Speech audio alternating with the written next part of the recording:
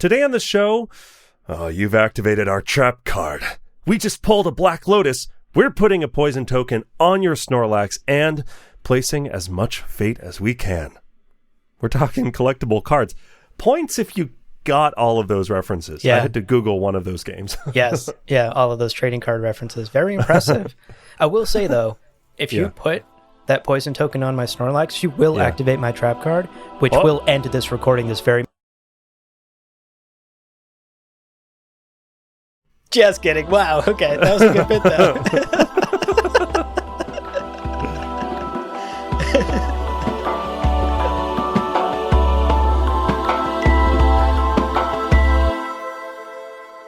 Welcome to Gom Jabbar, your guide to the iconic world of Dune. We'll be exploring the themes, philosophies, and characters found in the sandy depths of this vast universe, from Frank Herbert's groundbreaking novels to the adaptations on film and TV. My name's Abu. My name is Leo. And Leo, we're taking a little bit of a break today, a little detour from all of the deep dive lore quagmire that we find ourselves in episode after episode. Yeah. Boring. And instead, we're going to talk about a fun Dune collectible trading card game. Ever heard of it? Probably not, actually. Although someone who did hear of it, Joseph McGoldrick, yes, one of our listeners, actually emailed us about doing an episode on the toys and the cards and everything. Right. 2 years ago. Oh, has it been that long? It has been that long. So it's possible Joseph doesn't even listen to podcasts anymore. Oh, boy. Yeah. Maybe he got married, had kids, left that podcast life behind. Spent time in prison. Got out of prison. Got back in prison. Retired. And then was brought back for one more job. Yes. He was one day from retirement. He was one day from retirement, Joseph. Yes. But... we're going to be talking about Dune Eye of the Storm, a collectible card game all about Dune. Mm-hmm. Very, very cool. But before we do, let's do our housekeeping quickly. That's right. That's right. And spoiler warning for today's episode. Yes. We won't necessarily be talking plot points, but we will be talking about some of the characters and some of the vague events that may take place in the first book. So... just to be absolutely safe, we recommend that you have at least read through the first Dune book so that today's discussion makes the most sense to you. Right. But we aren't really going to be getting into super detailed plot points. It's true. And as always, a huge shout out to our Kwisatz Haderach level patrons. Case Sakin, Matthew Good. Yes. Gentlemen, you are both 5-cost ally, vassal, native cards, and your active ability wins the game. Every time. It's so broken. You're banned from competitive play because you are just too good. Right, both of you. You are the Exodia of the Dune collectible card game. Or Bill from the Pokemon card game, who just drew cards, but it was too broken. Incredible. Something like that. Incredible. Anyway, thank you, gentlemen. Thank you, fellas, for your support. And thank you to all of our patrons. Your support makes what we do possible. Thank you so much. It does indeed. Okay, with housekeeping out of the way, here is the game plan for today's episode, folks. We will begin the conversation by talking through the basics. What even is this Dune trading card game called Eye of the Storm? Right. And then we'll get into some of the history about how this game came to be and why you probably haven't heard of it. Right. And then finally, to round out the episode, we will be sharing some fun trivia and lore and characters that the card game introduces and that the card game adapts from the series. Indeed we will. Well, before we get into the bulk of our episode today, we're going to take a quick break. We're going to shuffle our cards and make sure our decks are in order. That's the sound it makes. So don't go anywhere. We're going to take a quick break. And right after this, we'll be back to talk about Eye of the Storm.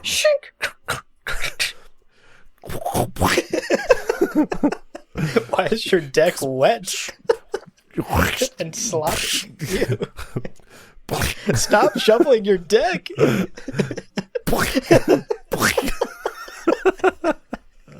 I activate my trap card.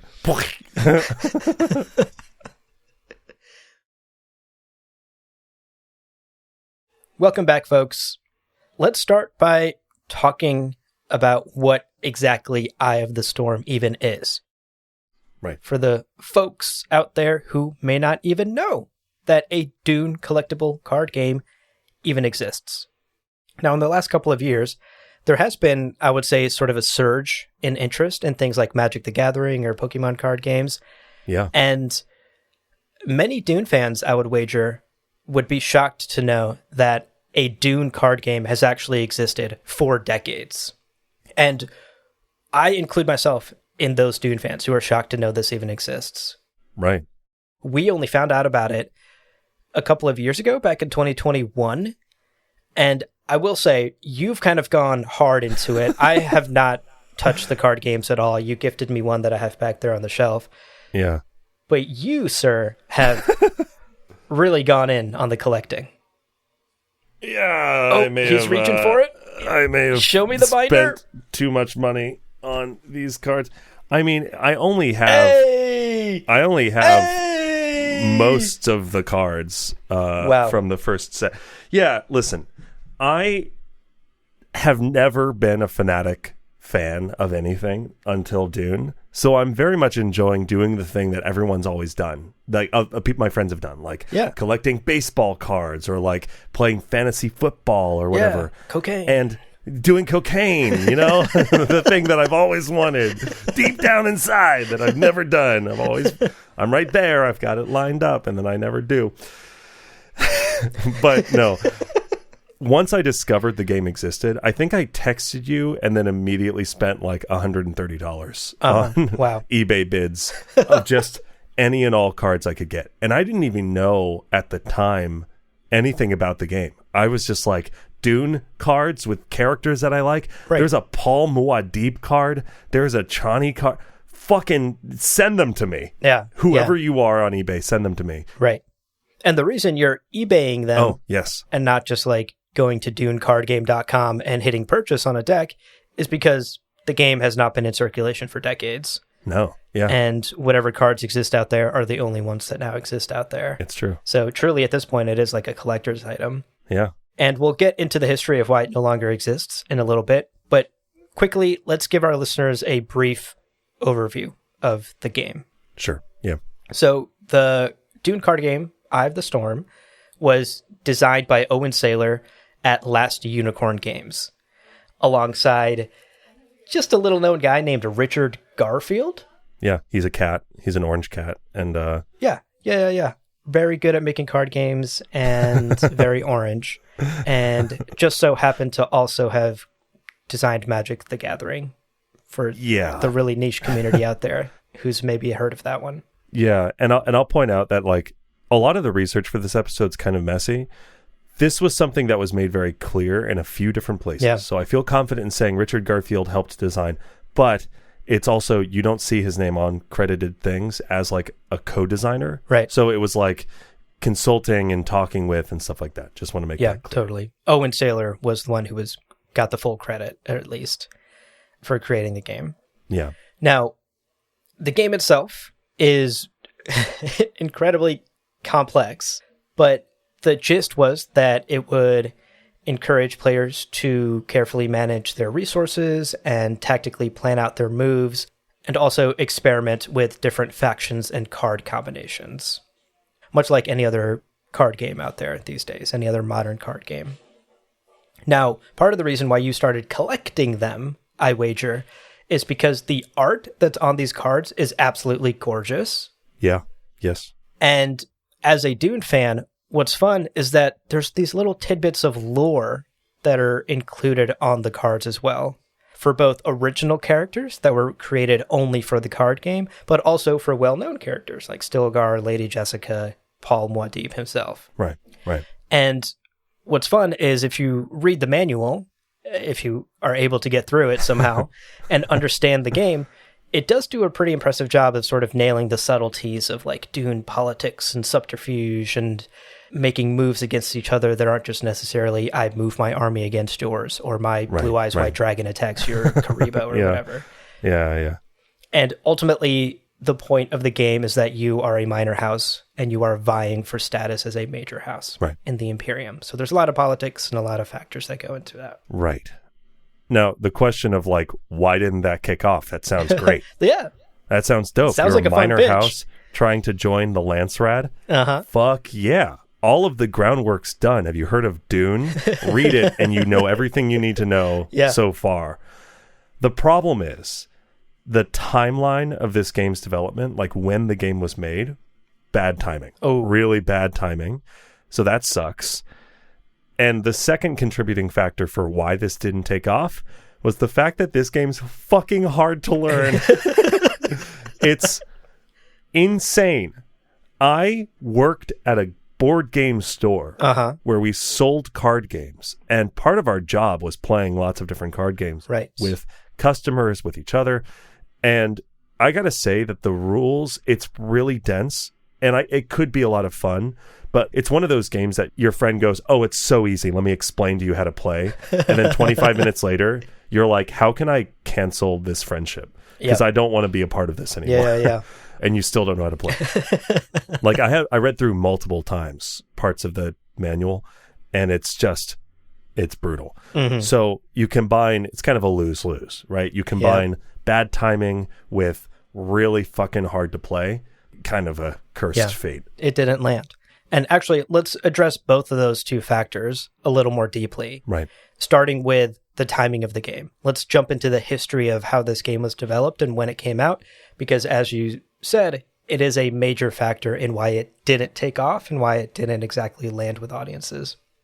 So if we can jump in our time machines and jump all the way back to the ancient year of 1997. Oh, so far. Which on the Dune timeline is 11,201 BG. Approximately. Thanks for doing that math. I don't know. It took me like 45 minutes, but I also did it like a year and a half ago, so who knows if it's right. Yeah. So in 11,201 BG, otherwise known as 1997, the Herbert estate sold the rights to develop a card game to Last Unicorn Games, the company. Right. And Last Unicorn Games also partnered with Five Rings Publishing Group to co-author and co-develop the Dune card game once they got the rights. Right. Now, originally, the rights included only the 1984 Lynch adaptation, weirdly enough. Like movie tie-in stuff. Exactly. Yeah. And that's, from my understanding, exactly what the whole purpose of was from the start. Was like, let's just sell this thing and make money off of it, tie it into with the movie. To be fair, it's like the David Lynch movie or the 1960s sci-fi book. It's like, more people have heard of the movie. Yeah. So totally. That makes sense. And there was a tie-in comic, like the movie got a number of tie-ins as well. I do own that. You own that as well. Luckily, later that very same year, the rights would be expanded to include all of the Dune novels by Frank Herbert. So they were no longer just fenced in to adapting the 84 Lynch movie. Thank God. Yeah. And ultimately, once the game was designed and released, it used content from the Lynch movie, of course, but also the first 3 books in the Dune saga. So they had access to all of that lore, which is fun. I'm also happy to say no weirding sound guns. Oh. Thank goodness. Thank goodness. Thank goodness. Fusroda. My name is a killing word. Now, the concept of the game was pretty simple. The gist is that it takes place right after House Atreides has arrived on Arrakis, and as we explained earlier, each player takes on the role of a minor house, attempting to gain rank as a major house and enter the Landsraad. That is the purpose of the game. Right. And the initial release of it included a 301 card set, which was available in 6 different starter packs, 1 for each political faction in the game, which is fun. Right. If I had been like a teenager around this time, I would have wanted every fucking faction. Yeah, same. Especially because and I say this as a collector now, some of the cards that are only in the starter decks are really fucking expensive. I'm like, still waiting on that Lady Jessica. She's like $300 for a buyer. And I'm like, not going to pull the trigger on that. Maybe someday. Now, the initial game plan from Last Unicorn Games and Five Rings Publishing was to update the card game every 3 months. Yeah.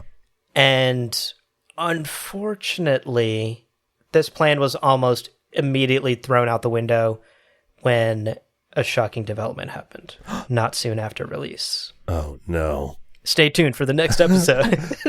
On the next episode of this podcast. No, they were bought. Basically, Yep. Five Rings Publishing Group and Unicorn Games were bought by Wizards of the Coast. Hello. And Wizards of the Coast, if you haven't heard of them, Right. is responsible for such small-time indie titles like Magic the Gathering. Oh, never heard of it. Dungeons and Dragons. Don't even know what that is. It's a Chris Pine movie. Okay. And the Pokemon trading card game. Is that which like is Digimon kind of? It's like Digimon, but a little bit less known. I see. And way less successful. Got it. And also way less cool. Fucking calling it out. Digimon's fucking rad. Hell yeah, War Greymon for life, bitch. And also, what's his fucking name? Bone Great? Undead Great? Whatever. It's so good. It's so popular you forgot. Yeah, it's so good. I forgot a bunch of it. Yeah. But yes, no, Wizards of the Coast bought them. And basically, with the acquisition of Eye of the Storm, Wizards of the Coast was like, yo, I hear you're doing this like once a quarter update. Let's try something a little more aggressive. Let's reinvent the wheel. Let's try this out. I also see this, by the way, as like a big company prototyping release strategies with a smaller IP. Yeah, less risky. Yeah. Yeah. Because this new strategy, how could it fail, was called Rolling Thunder. Okay. How many Lhasa Tigers? Between 1 and 4. Oh, no. I know. So there's a chance of failure. Yeah. The idea was every 2 months, so a little faster, a little more aggressive, new small expansions of the game called chapters would be released. This does kind of work with the theme of this being set in the narrative world of a book, but still. Yeah. It's aggressive. 2 months, new cards, new mechanics, every 2 months, new stuff coming out. And the goal was simple. Like, they wanted to keep the pace of collecting exciting, right? Every 60 days, there are some new cards to grab. Oh, wow. Cool. Reason to go to the card store and buy some new cards. And it is fun. It's fun to see new cards from this universe you love. Like, yeah, nothing wrong with that. And competitive players who are finding strategies that work could have endless variation because the sort of competitive meta, the like what works, what doesn't work, any given season, would be changing. So new cards come out, new things are more powerful. You now want to have a new deck. So competitive players wouldn't feel that sort of stagnation that is death. Yeah. So as a strategy, on paper, kind of works. Sort of. Yeah. Makes sense to a certain extent. I'm not super familiar with the world of competitive card gaming, but I will say, just on gut instinct alone, if the meta of a game I was really invested in and spending a ton of money on kept changing every 2 months, I think I would be annoyed fairly quickly. You know, like if I just perfected my deck and I got that last, Lady Jessica card I needed to have the perfect strategy, and then like in another month, the company releases like an anti-Lady Jessica card and I'm fucked and my whole deck blows up. Yeah. You know, I'm curious. I would love to hear from people who are maybe a little more in touch with the more professional side of card gaming. Yeah. How quickly metas like that usually shift. 2 months seems fast to me. So I played Hearthstone for a while, and I still play Marvel Snap. And Marvel Snap releases patches and updates almost monthly. Damn. And the meta changes pretty quickly. And what I'll say is, any given time, and there's a reason in competitive play where even if new cards aren't coming out, old cards will be banned from play and say you can't have this card in your deck because it'll be like 95% of decks will have a card in it. Because it's like, if you don't have this card, you can't win. Right. It's like the one. It's Lady Jessica or whatever. Right. So what that monthly shifting allows them to do is say like, I'll play Marvel Snap and be like, God, I'm so tired of this type of deck that everyone I play is using this fucking deck. It's so boring playing this deck. And a month later, I'm welcome back into the fold because now that deck doesn't work as well because of X, Y, and Z. I see. It does work. So rather than being like seismic shifts, it's like little nudges to continuously sort of like balance the ball a little bit. And it will be like an anti-Jessica card that's released in the case of like physical cards. But when you go to a competitive scene or you're playing with people, and let's say you're playing this card game 3 times a week for like 4 hours a day, and every deck you play against has Jessica, you're like, well, I'd love to try out cool new decks, but I can't because I don't have a counter to Jessica. And then Wizards of the Coast is like, Rolling Thunder time, anti-Jessica card. And you're like, whoa, yay. So again, on paper, it works, and it has been done well since. But there's a couple of problems with this strategy. And namely, the 2 big reasons this strategy failed were, first, the boosters, there weren't enough cards being released that they could, like Pokemon does, say, here's 150 new cards that you get. They had to like sprinkle the new cards in with the old cards. So you buy a booster of 15 cards and you get a ton of duplicates. Oh, so I collecting was a pain in the ass. And it still fucking is. God bless it. Lord, I keep, it's fine. Anyway, the second reason, we just come down from this emotional high. The second reason was the game was already very dense. Something like Pokemon, something like Marvel Snap, you can learn to play in like 15, 20 minutes. Yeah. This game took years, a doctorate program. It took a bachelor in the sciences and also, I don't know, a master's in metaphysics to understand how to play the game fully and to like really get into the depth and the strategy and everything. So the fact that every 2 months the meta was shifting, right, when you need a 4-year degree to understand the game, was not a good strategy. Yeah. That sort of shifting meta is good for a simpler game. For a more complicated game, you're absolutely right. Maybe 6 months would have been more appropriate. Or maybe, every 10 years they could release 2 new cards and it would change everything. Right. Yeah. I mean, at the end of the day, it was ultimately a lose-lose strategy, right? Making it overly complex, making the meta constantly shift in a way that was impossible to understand, and then basically not releasing enough cards, like all of these duplicates, and making the collectible aspect of, the collectible card game a chore, kind of was the death knell for this card game. Right. And, there were plans, like Wizards of the Coast and Five Rings Publishing had expansions planned for 1999, but unfortunately, those expansions never even completely released because the game was canceled in 1998 before those planned expansions could even come out and possibly revive or save the game in some way. And that's kind of where the history of this card game ends. Is it was launched in 1997, was out there for a year, and before it could even reach the iconic year of 1999, it was dead in the water. I will say they did successfully launch 2 complete sets. So for anybody who looks this up on like eBay or looks this up and decides they want to have some, there are 2 sets, Judge of the Change and Thunder at Twilight, which specifically covered some additional narrative beats of Dune, just so you know. Right. But these were 2 more, right, for 1999. And then there were 2 additional past that. Exactly. Yeah. Covering, I think it's like the rise of the second moon. Yeah. Which was about like later events in the book and stuff like that. But anyway, you're right. So there were 2 planned that didn't happen. There were 2 that did happen. So the overall unique cards, it's like maybe 500, 600 cards, something like that. Wow. Total, if we combine all of the sets available. Now, that was aspect number 1, right? That history. Yeah. That was the reason the game is still not around today and wasn't super popular. Aspect number 2, and we've touched on this a couple of times, is just how complex this game was to play. And at one point, we did consider, like, maybe let's try to explain it on this episode? Yeah. And that quickly became a futile effort because we'd be here for like 3 hours and it still wouldn't make sense to anyone. Yeah. And it would be so granular and it just like would make no sense to sit here and talk about how to exactly play the game beat by beat. So instead, what we're going to try to do is just give you like the most bare bones basic of overviews, just so you have a simple idea, give you some examples of the types of cards that you could play, and just keep it basic for now.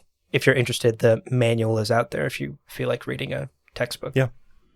I just Googled Dune Eye of the Storm rules, and the first link is vintageccg.com rules manual, and it's literally a PDF of the entire 72-page rule manual. Nice. Yeah. So that's out there if you're feeling like you really hate ambitious. yourself today. If you want to get a minor degree in a card game that hasn't been relevant for 30 years. Yeah. So let's talk about gameplay. Now, you start off preparing for play, and this involves gathering materials for gameplay and building your house are kind of the two major components here. Yep. And there are, exaggerating only just a tiny bit, like 17 types of tokens and additional pieces you need to play, which is awful. Right. But building your house is actually kind of fun because there's a form on page 71 of the game manual that guides you through. You decide on a house name. Again, this is a minor house. So then you choose one of the 6 imperial powers as like a sponsor. Yep. So you're like a house minor sponsored by House Atreides, or you're a house minor sponsored by Emperor Carino or whatever, right? Mm-hmm. You choose a home world, which is also cool. And you choose a deck construction, which I think then was a little bit limited, or things were like empowered by what sponsor you had. Yeah. Now, when the game actually starts, the turns are broken into 3 phases. This is very common in card games out there. There's an opening interval, there's a house interval, and a closing interval. And like a lot of card games, certain actions and card types can be played in each of these 3 phases. And obviously the strategy is knowing when and where and how to play certain cards during certain intervals and predicting when your opponent will do the same. Yeah. Now, unlike most card games, the strategies involved in each of these intervals and the cards you could play were incredibly convoluted and only got more so as more cards were released and the meta continued to shift and evolve. Right. I mean, even just as an example, like you can play a card or you can put it in a subdued state and then it gets deferment tokens that then like time out or something. And it's like, I don't understand a word you just fucking said. What could any of that possibly mean? And then like none of it was explained well in the rule anyway. So yes, it was incredibly convoluted. And also there's like bidding systems. You don't just play cards because this is the Imperium. You can't just like play Mala pistols. You have to buy them from the supplier. So it's like all bidding and it's so complicated. Yeah. But you're absolutely right. So this is not like most card games. Things were, but Andy, that's where strategy lives if it's done well, and that's the big if. But regarding the types of cards you might be drawing or playing, we basically have 5 basic types: holdings, which are like planets or territories; personas, aka fucking people. Just use the word characters. I don't characters, like personas. Nice, you made it more complicated with a word.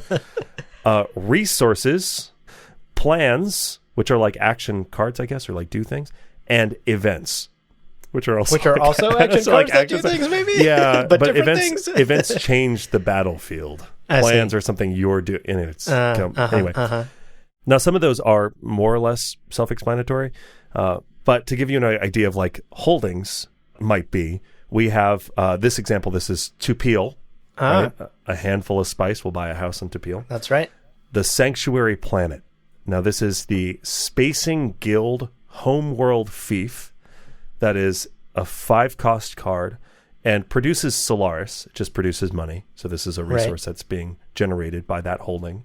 And this is why I think is really cool, Tupil, the Homeworld Fief, cannot be the target of a battle, which I vaguely understand what that means, but is clearly a reference to the fact that the Tupil planet in Dune is a hidden location that nobody can find except for the Sanctuary Planet. Yeah, it's a sanctuary planet. So the idea of like this cannot be the target of anything because you don't know where it is. Right. I'm like, oh, that's kind of neat. That's like a cool application of Dune lore to card game strategy, I guess. Yeah, totally.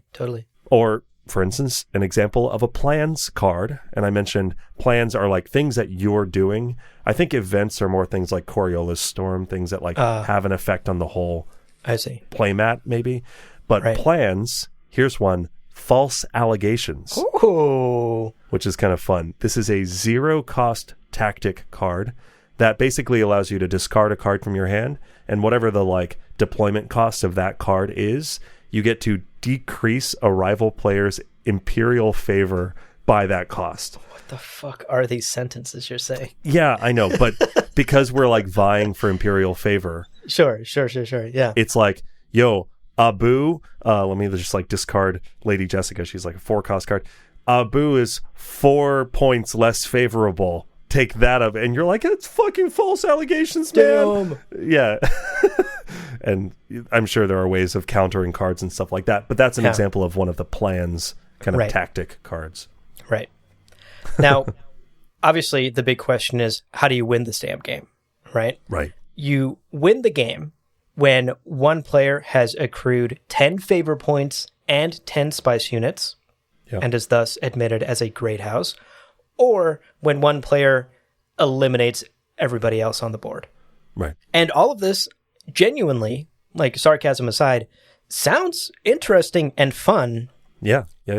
If I could understand half of what you were saying, right? Like if I could even begin to interpret this, it sounds like a really fun concept. And I'm not saying like card games have to be like dumb and easy to play, right? Like complexity is what makes a lot of games like this, a lot of board games, fun. But I think there is a very delicate balancing act of like cost of entry, cost of understanding initially versus complexity as you get deeper and deeper into it. And obviously people who play a lot of board games or card games out there know this. Is like you got to be able to learn the game quickly so that you can start playing it, and then it gets its hooks in you, and then you start looking up the the 4D chess strategies and how to play it and how to make it more complex. And I think ultimately Eye of the Storm utterly failed in the cost of entry part of the equation. Yeah. It's for people who are very already technically knowledgeable about card games and who want that deep knowledge. Yes. But like, if that's not your target demographic, like it's just a small Venn diagram of like Dune fans who are also already very technically advanced card game players. Right. Because you're also right. Like you out there in listener land, if you love board games and you love this stuff and you're hearing us talk about this, like it's so complicated, and you're like, it's not that complicated. I play fucking whatever, 9-hour tabletop campaign game that you play. Like it may not be complicated to you, but you also know that with your friend group, if you have friends who are like, oh, let's play board games, and they're not super into that stuff, there are board games that you will not recommend to them. Right. There are board game nights, and then there are board game nights. You know? Then there are board game months, and there's a difference. There's a big difference, right? You're not going to like whip out Gloomhaven with your aunt and uncle and try to play it through like a 9-hour campaign in Gloomhaven or something. Like, is Scythe one? Scythe is one, right? Scythe is another very complex one, yeah. Yeah. I heard someone say, oh, do you want to learn Scythe? It'll only take us 9 hours to play. And I was like, exactly. No. And this Dune card game certainly falls in the second category. Totally. This is not something you're playing with your grandma. Right. No matter how much she loves Dune. Right. So that is sort of an overview and a deep dive into the history of the game and some examples of why it didn't catch on as much as perhaps the developers would have hoped. It really failed in some of those key aspects in hooking players, and it was quite short-lived, unfortunately. Mm-hmm. Now, we are going to get into some of the fun lore and characters these cards introduce, but before we do that, let's take a quick breather. Don't go anywhere, dear listener, because there's a couple more geeky little things to talk about with this card game. Welcome back, everybody. Hope you had a good time. Hope you didn't get hit by a Coriolis storm, get false allegations accused against you. Yeah, let's talk about the kind of trivia and lore and art that this game introduced. Right. So on the topic of the art, we wanted to shout out the incredible artists because although the game was based roughly on the visuals and aesthetics of the David Lynch movie, you know, you'll notice like Paul Atreides looks a lot like Kyle MacLachlan, or Kyle MacLachlan, is that him? Yeah. You know, a lot of those actors kind of are a little bit in the cards.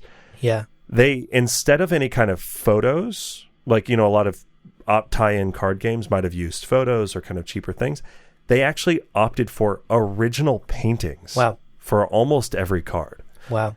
And it's really cool. You know, actually, from The Duelist, the old magazine from the 90s. I shouldn't say old. I'm from before that. The ancient thing, and I'm even older than that. The Duelist is a magazine from the 90s. Mm-hmm. But this is issue number 18, printed August 1st of 1997, page 83. Quote, Dune is licensed from the 1984 David Lynch film adaptation of Frank Herbert's novels, but the cards feature paintings, not photos.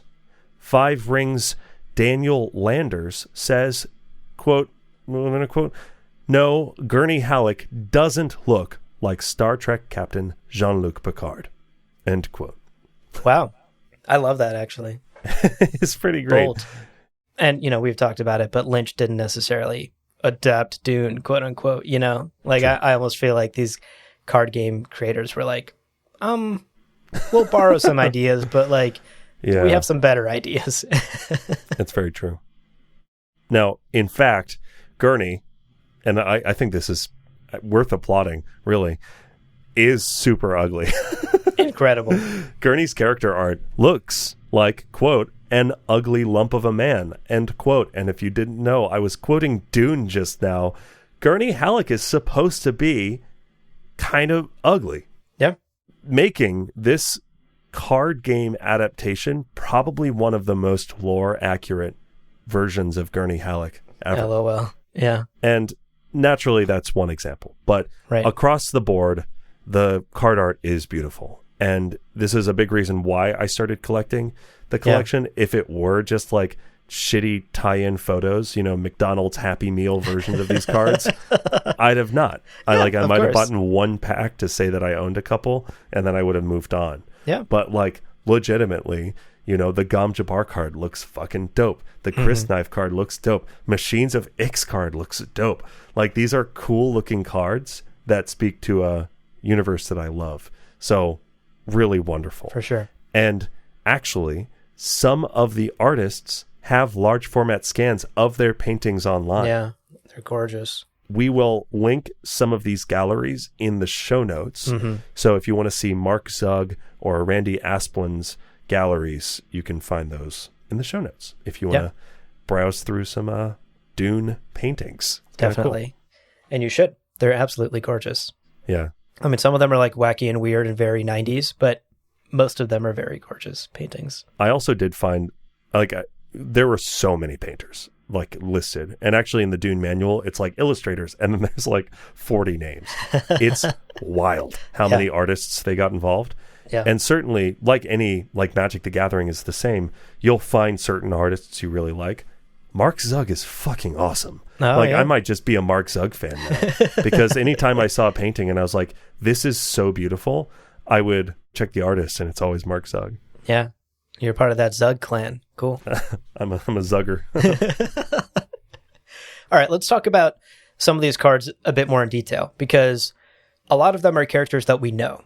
And of course, we as Dune fans know a lot about the characters themselves from Frank's book. We know a lot about that lore. Right. But there's always a challenge in adaptation, and in particular, adapting these characters into a card game that somewhat makes sense and follows a dense 72-page manual.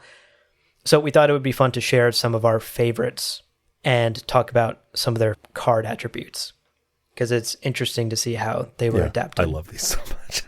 So beginning with our guy, Paul Muad'Dib Atreides. Uh-huh. In Eye of the Storm, he is a 4-cost ally noble heir card, and he is given 3 talents. His talents are dueling, weirding, and prescience.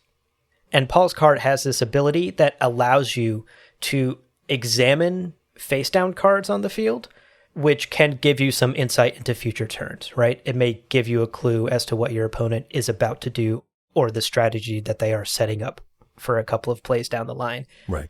Which is fun. Yeah. I think that like is really in line with Paul himself lore-wise, right? He's an excellent duelist thanks to his training. He has the weird in combat thanks to his mother. And of course, the thing that makes Paul Paul is his prescient abilities. It's true. And the face down cards, there's a mechanic where you can play a card face down to use in a later turn. So exactly right.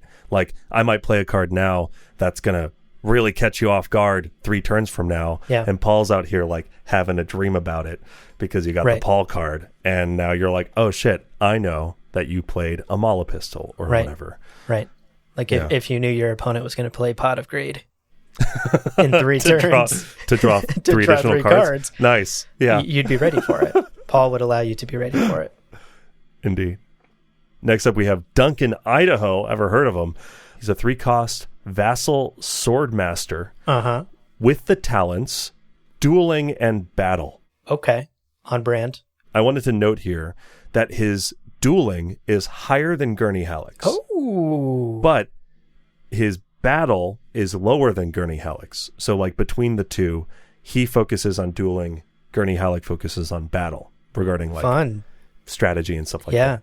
This is cool, right? This is Duncan Idaho, who kills 18 Sardaukar by himself, is more of the personal kicking ass dude, versus Gurney Halleck is the one whose battle strategy is so iconic and masterful that he's known for it. Right. So here we have a difference between these two cards because they have the same talents. Totally. Gurney's the one planning the 18-step maneuver. Right. Whereas Duncan is the one taking down 18 Sardaukar by himself. Indeed. And his card ability is also very cool and very appropriate to character. Allows him to sleep with any card on the field. It's wild. He can just he's like, he slept with that Coriolis Storm. Right. He slept with that Spice Harvester effect. No. Yeah, y'all think we invented Gurney Halleck fucks? No. We stole it from Eye of the Storm. The card says he fucks. Gurney Halleck and Duncan Idaho, both cards fuck. It's on the card. Pay 2 deferment tokens to subdue any card sexually. No, I'm kidding. It's all jokes. His card ability allows him to counter any dueling right, which I don't know what that is, targeting an Atreides person. Okay. So my understanding is, and this might be totally off, but again, you fucking read the rule book and email us. My idea is, like, let's say I target Paul or I target Duke Leto, and you can then use Duncan Idaho to counter that dueling right because he's loyal to House Atreides and he can insert himself into those efforts. I thought was very cool. Very on brand. Next up, we wanted to talk about Count Fenring's card very quickly. He is a 4-cost noble count, and his talents are dueling and intrigue. Again, very on brand. Mm-hmm. And he can counter duels targeting Carino people. So sort of the inverse of Duncan being able to counter it for Atreides. Count Fenring can do it for Carino. Right. What's interesting is his dueling talent is actually higher ranked than both Paul's and Duncan's, which is an interesting choice lore-wise. Do we agree with that? I don't know. I don't know either. But that's what this card says, that Count Fenring, according to his point distribution, could outduel Paul and Duncan. I mean, listen, we don't see him in the book throw hands. True. Maybe he doesn't need to. But we are told that he had the ability to win in a fight against Paul. This is true. So, and if Paul is more or less on par with Duncan at his peak, I mean, listen, maybe.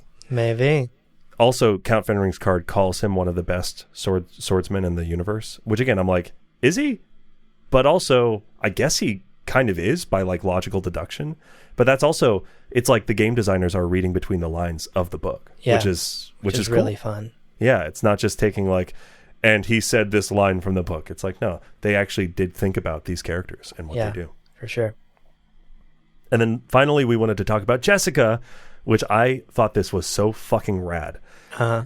Jessica is a 4-cost noble sister adept.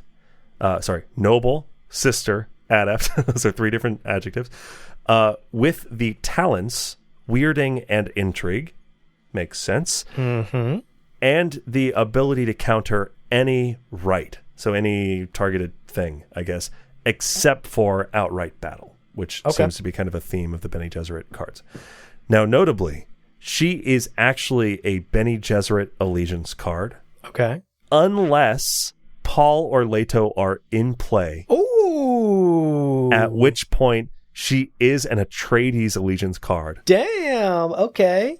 With +2 resistance. Hello. So, Jessica, loyal to the Sisterhood, unless Paul or Leto are involved. Right. At which point she is loyal to the Atreides, she's loyal to them, and she is more resistant. Incredible.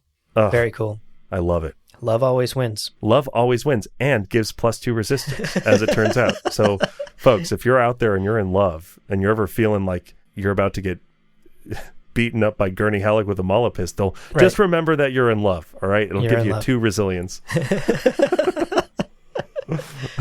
Now, outside of the character cards, we're talking a bit about how the developers interpreted the lore of the game, right?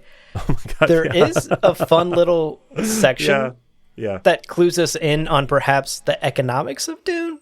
So on page 70 of the manual, there's this fun little cutout, this little like application to the Landsrod Council. Which you can do. Like the idea was, it was like a subscription service for people who played the card game, who wanted to be on a council registry of other people who are part of the card game. It's like a way to build community. Yeah.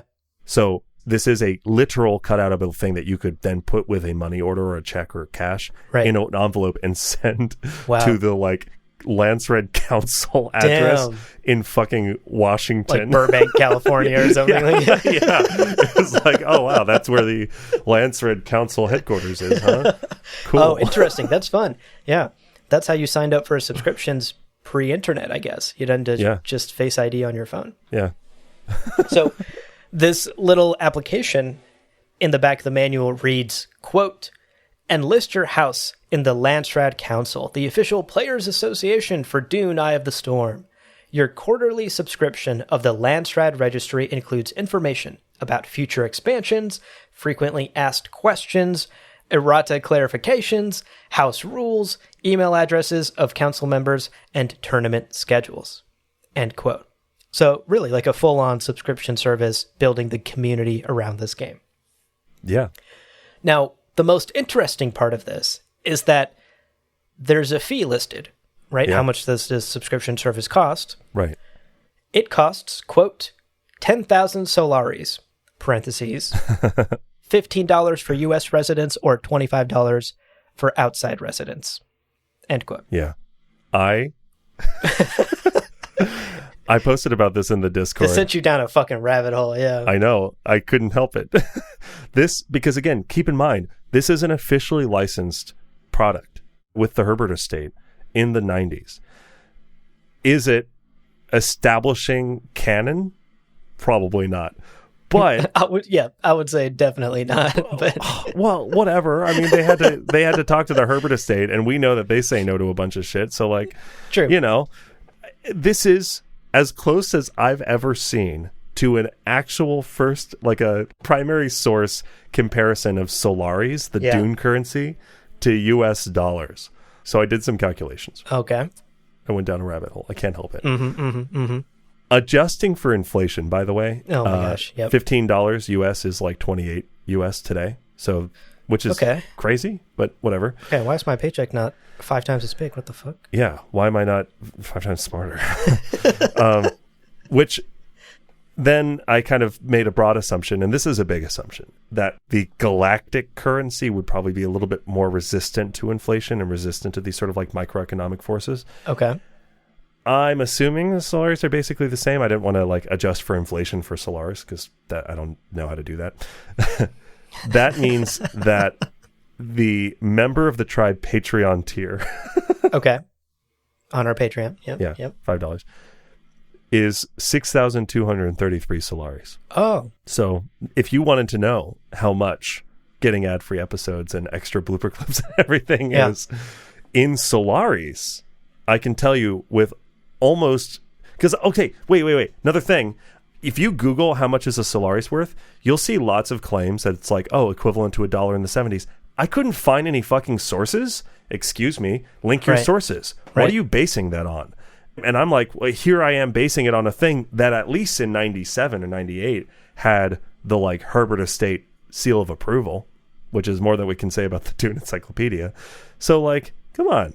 I think that's pretty good. 6,233 Sure. Solaris for, member of the tribe Patreon tier, Yeah. which is, by the way, the same as a cup of coffee. So if you want to spend Wow. 6,000 Solaris on a cup of coffee, that's That makes about it sound what costs. way worse than just $5. Yeah, but that's Send that's us how your it always works. 6,000 Solaris. Send us your 6,000. It's okay. If you ever want to feel better about it, just calculate your paycheck in Solaris. It's great. Yeah. There you go.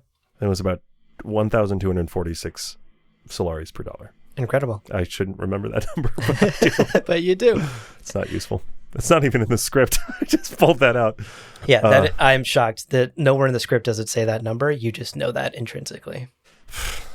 Okay, to end our conversation today, we thought it would be fun to talk about some of the unique characters that we don't see in the books at all, that only exist in Eye of the Storm. Yeah. They were created exclusively for this card game. They're so cool. And there's a huge laundry list of them, of course, but we are going to share just a handful of some of our favorites and some of the more interesting ones that lead us to think, what if? Yeah. What if they were real? This is, was it 4 characters and I think 4 HBO miniseries pitches. Yeah, for real. Definitely. So first up, we have a character called Sister Baruna. Mm-hmm. And Sister Baruna is a Bene Gesserit mentat Whoa. and the proctor of the Panoplia. Dang. The card says, quote, assigned to the Sharia projects, Sister Baruna often lectures on the taming of planets through superstitious ritual, end quote. Yes. Very cool for Yeah. a couple of reasons. First of all, we don't have many examples of Bene Gesserit mentats in the books themselves. Right. So the fact that Sister Baruna exists in this card game and is another example of one is interesting and makes her quite unique. Yeah. Secondly, the fact that she's clearly monitoring the Missionaria Protectiva, the thing that sets Paul and Jessica up to survive among the Fremen in the desert and molds the Fremen to believe in the prophet. Incredible. Yeah. Sister Baruna was very much involved with the Missionaria Protectiva, and it's clear that she really put that mentat / Bene Gesserit training to use in quote-unquote taming planets through superstitious rituals. Very easy to believe that she would exist in the Dune universe. She fits right in. Yeah. And cool also to think about the Bene Gesserit using their mentat trained members as in that role very intentionally. It's like, we need someone to set that stuff up. Cool. Let's get someone with mentat training. Totally. Next up, we have Lita Banfi. There's an apostrophe. How do you handle that? A name that starts with an apostrophe. I've never seen that in my life. Okay. I thought that was a typo, actually. I didn't know that was intentional. That's in her name. Lita Banfi is an Arrakis native and member of the Water Peddlers Union. So the union of water sellers. Mm-hmm. And she looks fucking awesome. Yeah. She looks so goddamn cool. From her card, quote, one of the lesser water magnates of Carthage, Lita is known to employ terror tactics and hired saboteurs, end quote. Nice. She looks like someone who fucking... She looks like she can employ some terror tactics, right? For real, yeah. She's- Her arms are absolutely shredded. She's like charging forward in this card in the art. She's got She's these leather Naruto pants. running. Yeah, full-on Naruto running with a giant crysknife in her hand. Wow, badass. Flowing, like, pitch black hair. Yeah. Leather pants, maybe waist-high leather boots. Who's to say? So fucking cool looking. Wow, badass. She's great. So, based solely on her art, she deserves her own miniseries. But also just the idea of Totally. a water magnet, water seller, you know, employing terror tactics and saboteurs in Carthage, the like metropolis run by House Harkonnen. Fucking dope. Dope. Hella cool. Very cool. Next up, we have a character called Zenzi Butte, and that might sound familiar to some folks. Oh my gosh. Because Zenzi is the niece of Lingar Butte, that water shipper who was causing all of those problems at the dinner table in Arakeen Palace. Yeah. In the dinner scene in the book. So Zenzi's card says, quote, Mistress of the Desert Sipwell, Zenzi's Pleasure Cafe is a reputed cover operation for various black market dealings. End quote. Oh my god. Pleasure Cafe? Okay. Wait, I'm going to open this card and look at the art. Hello! Yeah, dude. What? I'm feeling feelings for Zenzi Butte. Yo, by the way, check out the artist. It's very tiny. Mark Zug. Mark Zug. Mark the Zugmeister. Pulling it again. Zugmeister. Incredible. Art is beautiful. It's this kind of, she's leaning against this doorway. She's got half of her body's outside of the Pleasure Cafe, I guess, and it's like kind of cold and blue light, and she's kind of against the wall. She's very sensuous looking. And behind her, in the Pleasure Cafe, these warm tones. Yeah. Very scantily clad women, but tasteful, sensual, on these like warm carpets with draperies and pillows. Right. And it's like, oh my God, yeah, sold. Very cool. Very cool. Yeah. Yeah, Siri, I love that. directions. And another character that I think fits so nicely into the established story. Yeah. It's not hard to imagine that Lingar Butte has family and relationships, and that Zenzi Butte plays a role within sort of the systems of Arrakis, right? Like Lingar Butte is a water shipper. He's sort of like a upper crust of society kind of guy. He wouldn't be at the Atreides dinner if he wasn't. Right.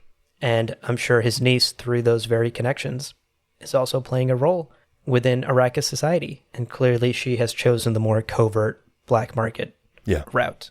I just love the idea also of these like crime organizations and like black market dealings on Arrakis, and then how that's covered up.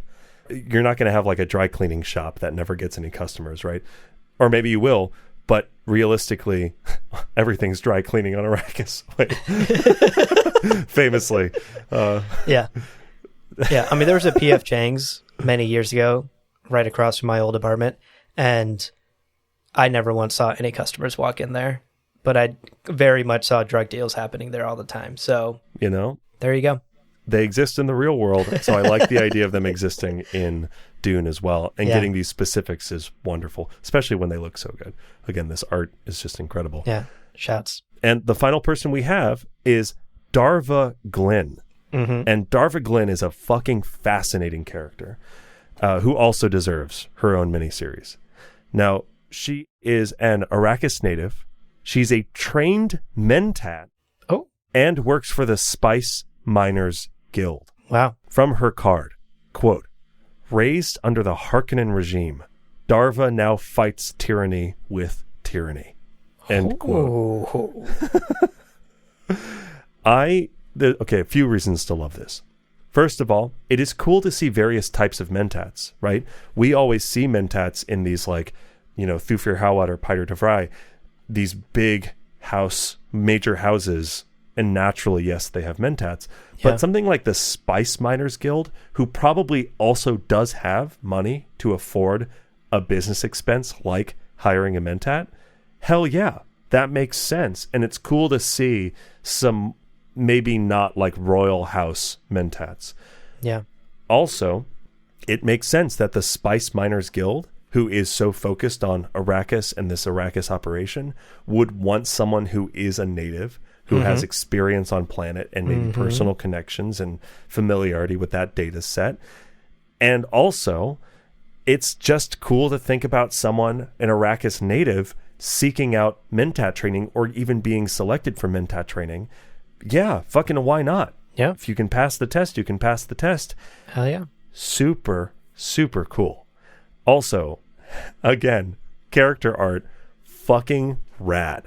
Yeah. She's got like white hair, this dope kind of tiger print orange jumpsuit, and she's holding scrolls. Has to be. Look at all that data. Mentat. mentat. She's a nerd, but looks very formidable, almost like a military collar under her jumpsuit, and in front of this beautiful ornate wall. Right. David Cherry is the artist. Nice. I don't know if we've mentioned it, but the art's fucking beautiful. Have we said that yet on the episode? I don't think we have. Hey, everybody, the art, it's beautiful. It's beautiful. Yeah. All right, so those are just some of the unique characters and cards that were introduced for the game itself, but definitely all of them feel like they would slot very nicely into the universe, and it's clear that the creators had a love and passion for Dune and were able to read in between the lines and interpret Frank's story in a fun way, where they could even come up with their own characters that felt like they were already part of Dune. Yeah. And I'll say, we're about to wrap up, and I want to ask you a question, Abu, kind of a fun question. But I'll also say quickly, I think in this era of like Marvel Snap, and there's a DC card game that's like happening right now. Yeah. And there was Gwent, and there was Hearthstone, and there was what's it called? Artifact was one. Right. There's a lot of these like digital card game, computer card game games, and there are unannounced Dune video games coming up. I would fucking love to see something like this, like a fast, easy to get into game that uses these characters and maybe even just simplifies some of these card mechanics, right? Duncan, Idaho, being able to auto defend Atreides with extra resilience, or Jessica switching allegiance if someone's in play. Like, these ideas in a faster, easier to get into mechanic game would be fucking awesome. And I think all of that to say for our listeners, if something like that comes along, oh, please support it. Because that sounds so dope to me. Yeah. And if you're still kind of feeling like an itch, like you want to know more about this game, there's a lot of resources online. Check it out. There's also cards you can get, which is very cool. Yeah. And if you find a Planet Caladan card, fucking let me know. Yeah. Now, every couple of weeks, I pull up the Dune board games that are out there. Dune Imperium just got another, like a sequel announcement. Yeah. And I'm always just like, I put her in my Amazon cart, and then I take it back out, and then I put it back in, and then I take it back out. Like, there's some cool stuff being made, and I think a card game would be so fun. Something that's a little more simplified than this, and a little more accessible would be super cool. And I think that's the thing that a lot of games are getting right these days, is you don't need to pay a bunch of money to start playing Hearthstone. You don't need to pay a bunch of money to start playing even like the Magic the Gathering free to play online game. Like, there's the barrier to entry is very low economically as well. And then you can like pay to get new cards or whatever, cosmetics and stuff. Yeah. So like, I think with this modern equation, it's just a ripe field waiting for someone to do it. And we know Shiro Games and like Funcom have some outstanding games that they haven't announced yet. I'm pulling for a fast card game, digital video game, card game, deck building would be dope. Would be great. That would be fun. But hey, let's look at this wrap up question, because kind of related. Let's say they do. Let's say they make a fun computer card game. Okay. And they go, well, how should we expand these characters? We should include what's the number one Dune podcast in the world? What's that called? Oh yeah, Gom Jabbar. Yeah. God, we should put the hosts in as cards. Yes. We should make cards for the hosts. So obviously we don't know what that would look like, but if you were an Eye of the Storm card, Abu, if you were a playable Eye of the Storm card, walk me through your card deets. Tell me about the playable Abu ally card. Yeah, excellent. Well, first of all, Mark Zuck would have to do my art. I will accept no other. So sensual, half naked in a doorway, just like caressing. It has to be sensual. Yeah. A book in one hand, Yeah. So, okay, so here are my card details. Yeah. It would be Abu Zafar, technician. Cool. I'm really leaning into my previous life as a tech support guy. Yeah. Now, I would come at a high cost. I'd be a 4-cost card. Would expect nothing less. Yeah. My allegiance would be to House X, which ties into my knowledge of technical things. Yeah, computers and phones, yeah. My talents, though, would be intrigue and prescience. Oh. Which I think is a fun combination. Like, I can almost predict what your MacBook will do before you even know it. I mean, you did text me, do you want to do a Dune podcast when Dune was not popular yet? So yeah, a little bit of reading in between the lines and connecting some dots. There you are.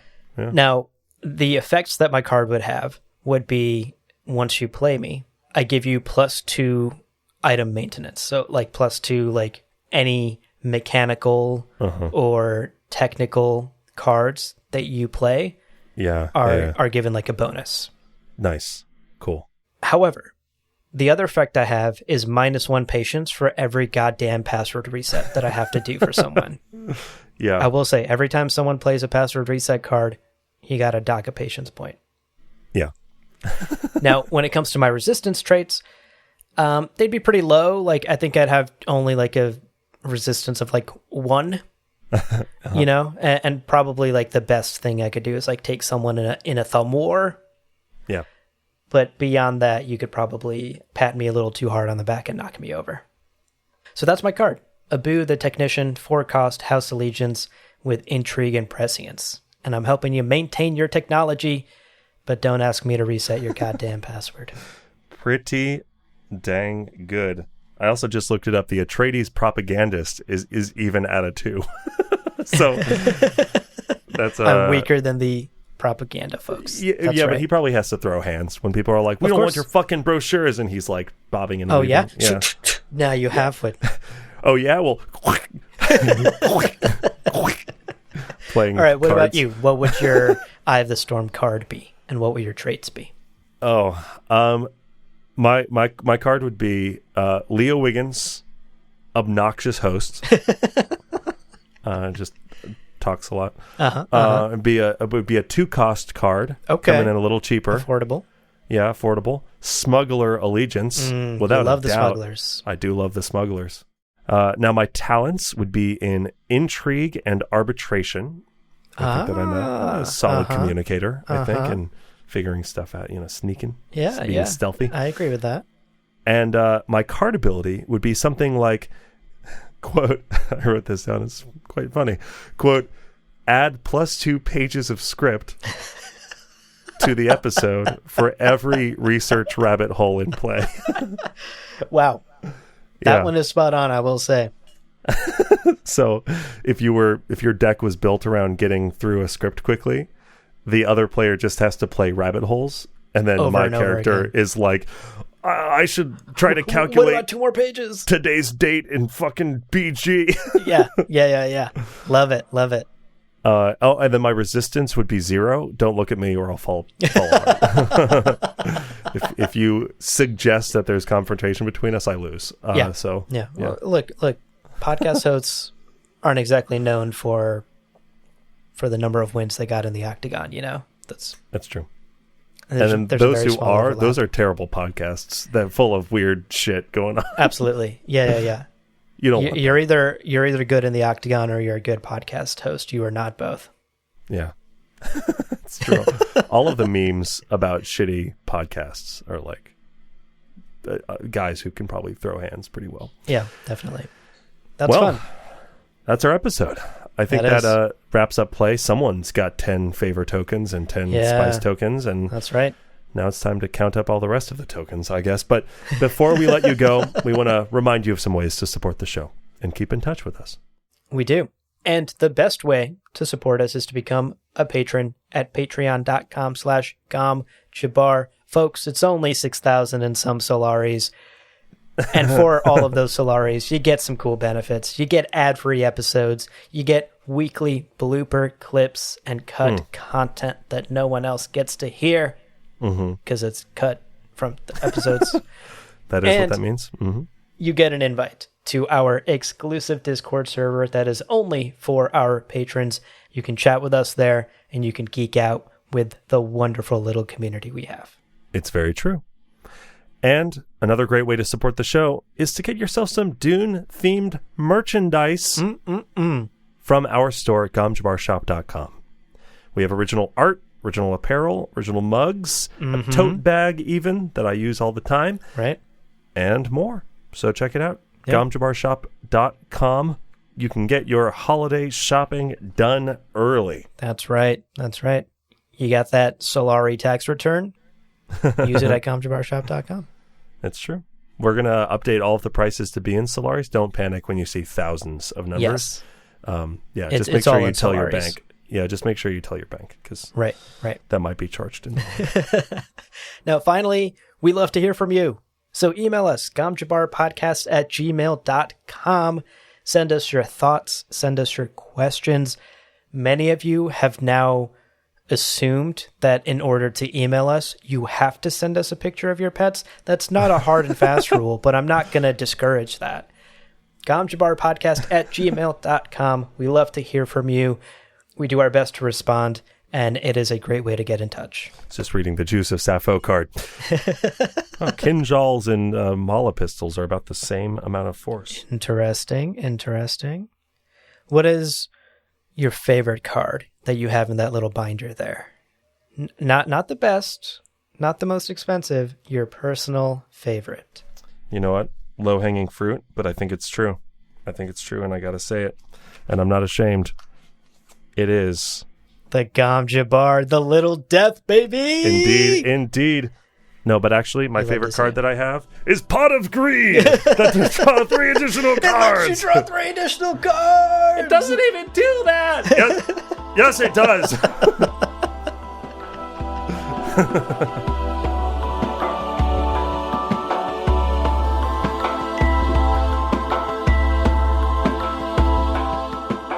Well, friends, there is no real ending. It's just the place where you stop the recording. But this podcast is always one step beyond logic, so help spread the word of Muad'Dib and leave us a review on Apple Podcasts and Spotify. And be sure to check out the other shows on the Lore Party Podcast Network on loreparty.com. You can also follow us on Twitter and Instagram at @lore_party. We're also on TikTok at Gom-Jabbar Podcast. Thank you so much for listening. And remember, whoever controls the podcast controls the universe. We'll see you on the golden path.